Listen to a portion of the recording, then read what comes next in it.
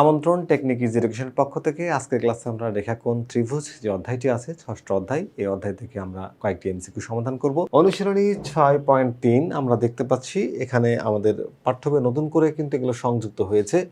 তো প্রথম প্রশ্নটি দেখো, প্রশ্নে বলা হচ্ছে কি যে তোমার নিচে তিনটি বাহুর দৈর্ঘ্য দেওয়া হলো। আচ্ছা, কোন ক্ষেত্রে ত্রিভুজ অঙ্কন সম্ভব? সংখ্যাগুলোর দৈর্ঘ্য এককে, মানে এটা সেন্টিমিটার মিটার যে কোনো একক তুমি কল্পনা করতে পারো। তো আমরা দেখব যে ত্রিভুজ কোনটা দিয়ে গঠন করা যায়। আমরা জানি যে ত্রিভুজ গঠন হয় একটা শর্তে, সেটা হচ্ছে ত্রিভুজের দুই বাহুর যোগফল। আবার শোনো, ত্রিভুজের দুই বাহুর যোগফল যদি তৃতীয় বাহুর চেয়ে বড় হয় সেক্ষেত্রে ত্রিভুজ অঙ্কন করা সম্ভব, না হলে ত্রিভুজ অঙ্কন করা সম্ভব না। এই দুই বাহু হচ্ছে যে কোনো দুই বাহু, তুমি সবচেয়ে ছোট দুইটা বাহু নিলেও সেটা বড় বাহুর চেয়ে বড় হতে হবে। তাহলে চলো আমরা এখানে অপশনটা টেস্ট করে দেখি।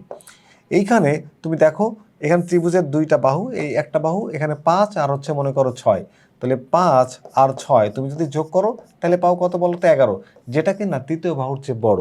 একটা কন্ডিশন মানলো। আচ্ছা, শুধুমাত্র যে কোনো দুইটা নিলে হবে না, এখানে তুমি যে কোনো দুইটা বাহু, তাহলে এবার তুমি মনে করো 5 আর 6 যোগ করলাম, তাহলে তুমি যদি 6 আর 7, 6 এবং 7 যদি যোগ করো তুমি পাও কত বলো তো? 12, যেটা কি না 5-এর চেয়ে বড়। দ্বিতীয় কন্ডিশন এটা মানে।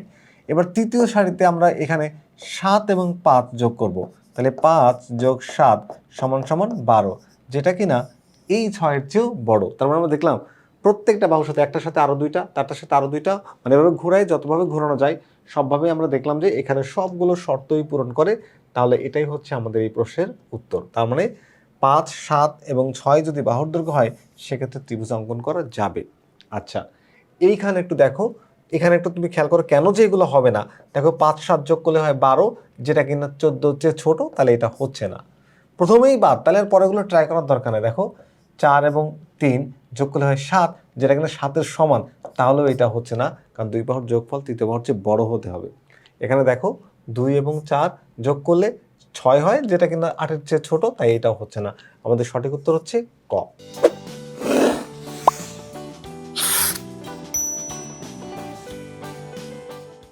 যদি আমরা পরের প্রশ্নটি দেখি, পরের প্রশ্ন একটা চিত্র দেখতে পাচ্ছ, একটা ফিগার দেখতে পাচ্ছ সুন্দর, যে একটা ত্রিভুজ। এখানে ত্রিভুজের নাম হচ্ছে PQR। এই PQR ত্রিভুজের কিউআর সাইডটাকে, কিউআর বাহুটাকে যদি আমি একটু বাড়াই দেই এস পর্যন্ত, তাহলে এইখানে একটা কোণ তৈরি হলো। এই ত্রিভুজে দেখো একটা কোণ তৈরি হলো, এটাকে বলা হয় বহিস্থ কোণ। বহিস্থ কোণ। তাহলে এই বহিস্থ কোণটা নাম হচ্ছে RPS। কি নাম? RPS।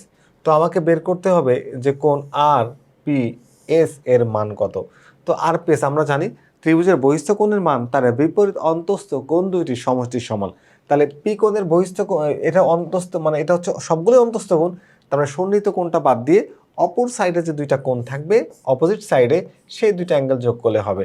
তার মানে angle Q plus angle R is equals to কোণ RPS। RPS। তো এটার মান কত আছে বলো তো? অ্যাঙ্গেল কিউ এর ভ্যালু হচ্ছে 30 ডিগ্রি, প্লাস হচ্ছে তোমার এটার ভ্যালু হচ্ছে 40 ডিগ্রি, এই দিলাম 40 degree, equals to angle PRPS। এই যে RPS। তাহলে এই দুইটা যোগ করলে কত হয়? 40, 30 মিলে হয় 70 ডিগ্রি। তাহলে এটা হচ্ছে আমাদের এই কোশ্চেনের আনসার, যে angle RPS, angle RPS equals to 70 degree. Answer হচ্ছে খ, 70 ডিগ্রি। পরের কোশ্চেনটি যদি আমরা একটু দেখি, আমাদের পরের কোশ্চেনে বলা হচ্ছে কি দেখো, ত্রিভুজের অপর কি একটি ত্রিভুজের অপর একটি ত্রিভুজের উপর স্থাপন করলে যদি সর্বতোভাবে মিলে যায়।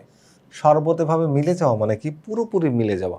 একটার উপর একটা রাখলে পুরোপুরি মিলে যাবে। যেমন তোমরা যদি আমাদের এই ইজি ম্যাথ বইটা দেখো, তাহলে দেখবা যে এই বইয়ের মধ্যে পৃষ্ঠা আছে তোমার হচ্ছে 780টা এই মুহূর্তে পৃষ্ঠা, এটা 26 সালের জন্য। তো 780টা, কিন্তু তোমাকে আমি যদি এ পাশ থেকেও দেখাই তুমি দেখতে পাবে একটা, আর এই পাশ থেকেও দেখালে দেখতে পাবে একটা। তার মানে এর মধ্যে কি আছে বলো তো? অনেক পৃষ্ঠা, যাদের মাপ সবগুলো সমান, প্রত্যেকটা একটা করে আয়তক্ষেত্র। তার মানে একটা আয়তের ক্ষেত্রের উপর আরেকটা আয়তক্ষেত্র যখন রাখা হচ্ছে তখন পুরোপুরি বা সর্বতোভাবে মিলে যাচ্ছে। তো সর্বতোভাবে যখন মিলে যায়, মানে একটা পুরোপুরি সেট হলে নিচের টাকা দেখাই যায় না, দুইটা সমান হয়ে যায়, সেটাকে আমরা সর্বতোভাবে মিলে যাওয়া বলি। তাহলে সর্বতোভাবে একটা ত্রিভুজের উপর একটা ত্রিভুজ যখন মিলে যাবে, ত্রিভুজ দুইটি সর্বসম হবে, অর্থাৎ যাদের সবকিছু সমান, বাহু সমান, কোণ সমান, অনুরূপ বাহু সমান, অনুরূপ কোণ সমান। তাহলে ত্রিভুজ দুইটির অনুরূপ বাহু সমান হবে, সত্য কথা, এবং এদের অনুরূপ কোণ কি হবে? সমান হবে। তাহলে আমাদের অ্যান্সার হচ্ছে সবগুলোই সঠিক, অ্যান্সার হচ্ছে ঘ। তো আজকে আমাদের আয়োজন ছিল এতটুকুই। তোমাদের পাঠ্য বইয়ের কয়েকটি MCQ আমরা সমাধান করলাম।